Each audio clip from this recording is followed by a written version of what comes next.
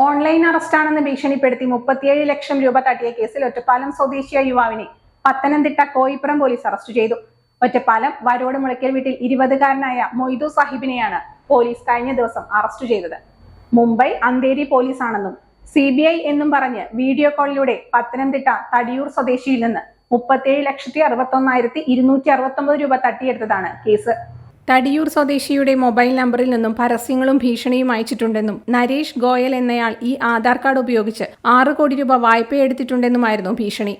തുടർന്ന് പ്രതികളുടെ കൊൽക്കത്തയിലെ ICICI ബാങ്കിലേക്ക് 7.50 ലക്ഷം രൂപയും പിന്നീട് 30.11 ലക്ഷം രൂപയും അയച്ചു. ഈ തുകയിൽ 6.5 ലക്ഷം രൂപ മൊയ്തു സാഹിബിന്റെ ചെർപ്പുളശ്ശേരിയിലെ ബാങ്ക് അക്കൗണ്ടിലേക്ക് ലഭിച്ചു. ഈ തുക പിൻവലിച്ച് മലയാളിയായ 1-ാം പ്രതിക്ക് നൽകിയെന്നുമാണ് പോലീസ് പറയുന്നത്. കേരളത്തിലെ ബാങ്കിലേക്ക് വന്ന പണത്തിന്റെ വിവരങ്ങൾ ശേഖരിച്ച് നടത്തിയ അന്വേഷണത്തിലാണ് പോലീസ് മൊയ്തു സാഹിബിനെ പിടികൂടിയത്.